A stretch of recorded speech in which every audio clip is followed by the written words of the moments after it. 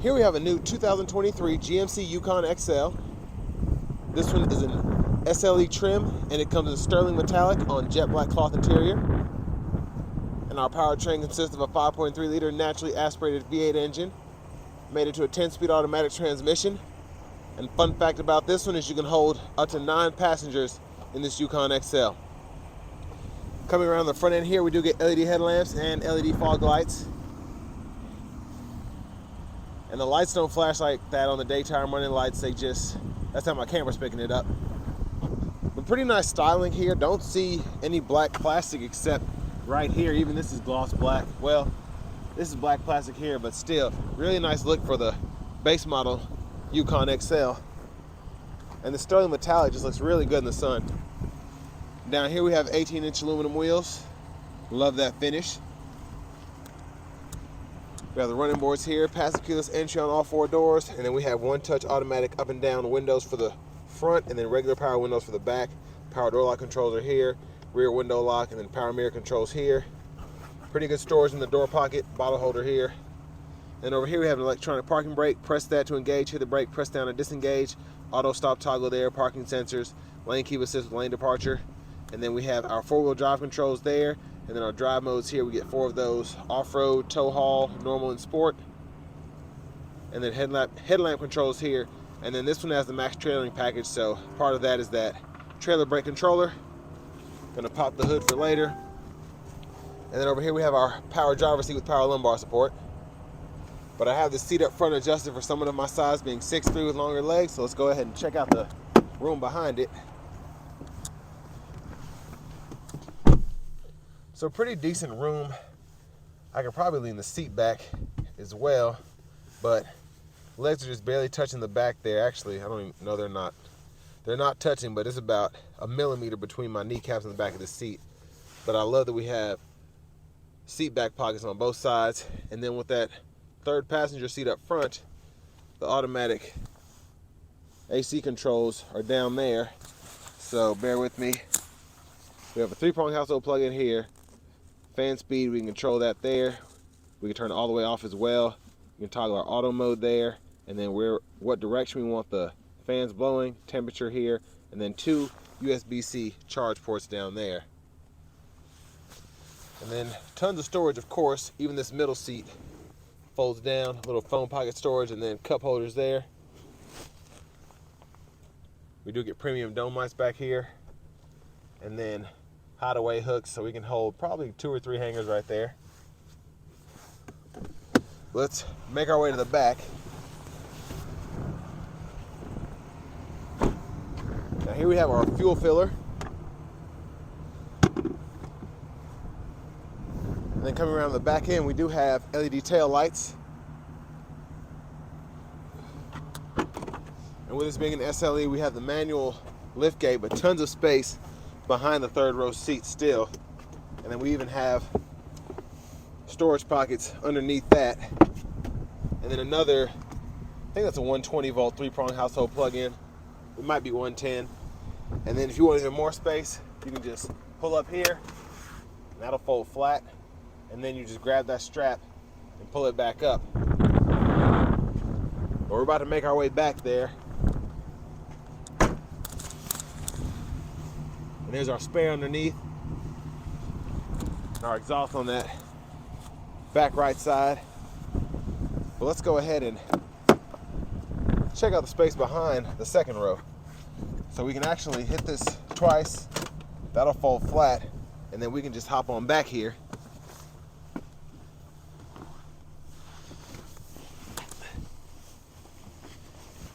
And you can see compared to that seat right there, and I think this one might even be up a little bit more. You know, I'll go ahead and lean it up if I can. Yeah. Bear with me, folks. Yeah, so that's the room with the 2nd row up, and that's how I had it up. Those are the differences between, I think, as far front as it'll go and as far back right there. And plenty of space back here. The good thing about being in the 3rd row is I still have 2 inches of headroom back here, so really impressive. And then storage here, USB-C port, and then same on this side. And I can always just fold this up And I mean, room for 9 passengers is pretty amazing. You can pull this strap here and then fold it flat again so you can easily get out. Well, somewhat easy.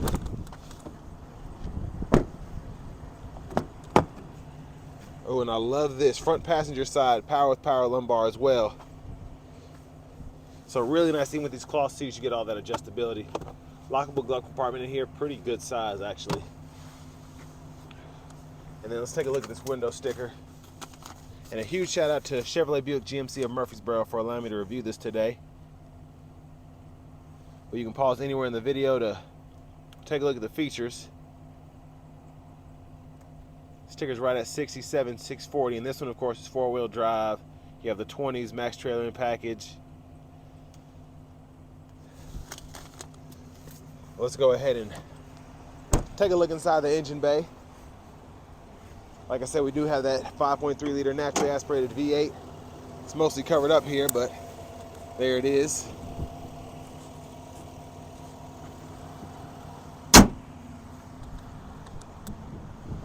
And now let's just go ahead and make our way out of this wind into the driver's seat. So in the cabin here, likely we still, on this SLE trim level, get a leather wrap steering wheel. It's not going to be heated like you can get in the higher trims, but still nice to have. What we do get is this nice, I believe it's 10.2 inch screen here. We get AM, FM, XM radio along with Bluetooth audio, Google News, USB, Amazon Alexa podcasts, and we also get wireless Apple CarPlay, wireless Android Auto compatibility, which is nice to have on the base trim here. And we also have access to our Google Maps with a subscription. And I'm starting to really grow on this because even on this one, where you wouldn't expect to maybe get an $800 navigation add-on, you can just put it on here whenever. If you want to use it for a month or two and then not use it for a year, so on and so forth, you just have to pay for that subscription. And then we can pull up our climate controls on the screen. We do get dual zone automatic climate controls here as well. Love using the screen, really fast. Can control temperature, air direction, and then the auto mode as well. And we can sync that if we want to too. And everything's just really fast. Same thing with the rear, we can turn that on and off. It's just simple to use. And then with the max trailering package, you can set up your trailers, set up a trailer profile, so when you're towing a certain trailer, whatever, you can go through your checklist and all of that there. You get a Wi-Fi hotspot. If you want to go into your settings, this is where everything is. Set up your connections, any updates that might happen, time, everything. And there's a backup camera with guidelines that follow you as you turn the steering wheel. And there's a trailer guideline. There's also a hitch view there.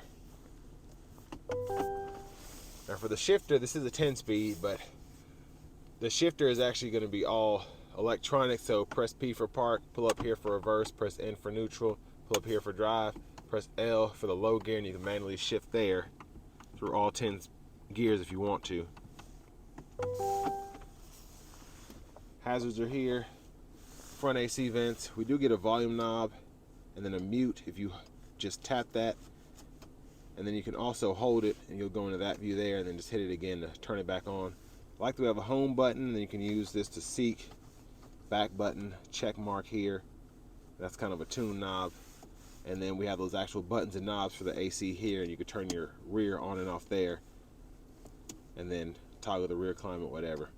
So actually hitting that here will pull that up on the screen.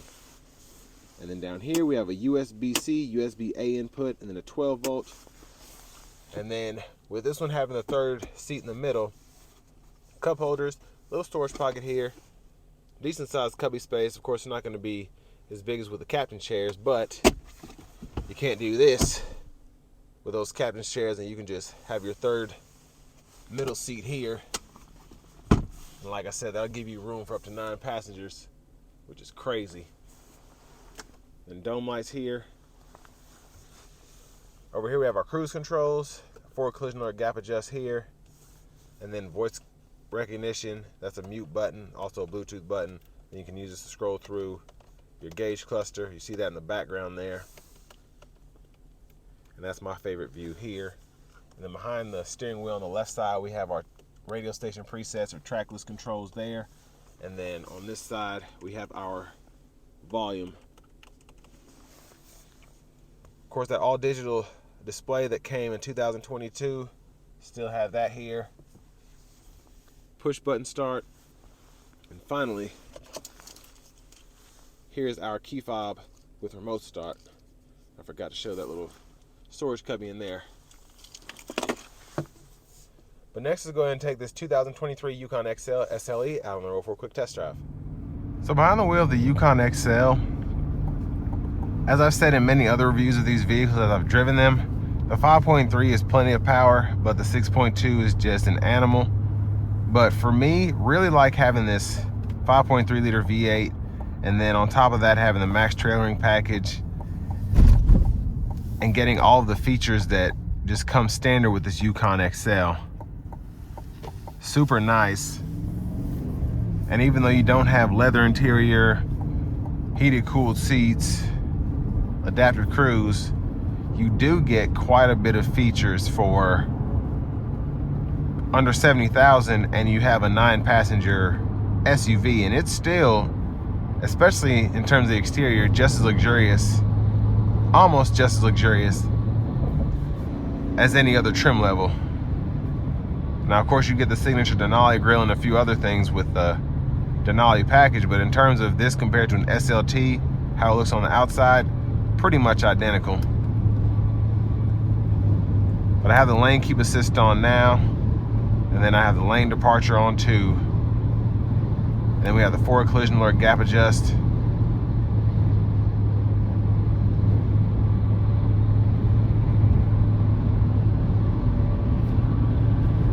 And a pretty nice ride coming down the interstate here. And you can see the fuel economy, I'm right at 20 as I'm supposed to get. And then it'll increase as I start heading on this slope here. But all in all, sound acoustics in the cabin, about a 9, maybe 9.3 out of 10 here. Just in terms of how quiet it is in here, even as I pass other vehicles. Wind noise, everything is really held back by the insulation in this, so quite impressed there. But it's the same as any other Yukon, Escalade, Tahoe I've driven. They do a really good job making those feel luxurious, even in the lowest of trim levels.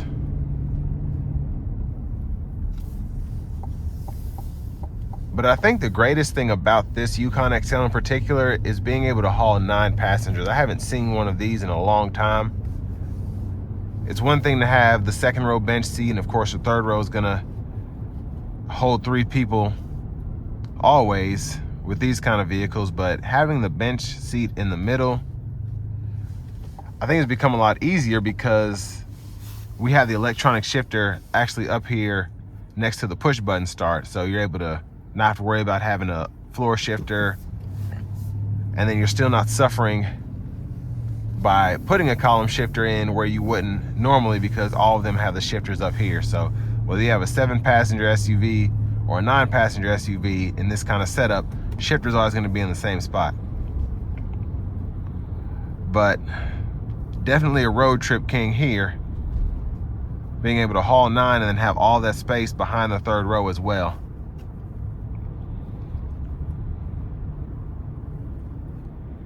But for the money, it's still quite expensive, but everything is right now, and everything probably will stay this way in terms of just how much you're paying for your vehicle. So I mean, you get Expeditions 70, 90 grand now. 10, 15 years ago, everybody remembers when they were 45, 50 grand, and you got a nicer vehicle. You just didn't have as many comforts or convenience features. But like I said, for the segment, definitely nothing out of the ordinary here.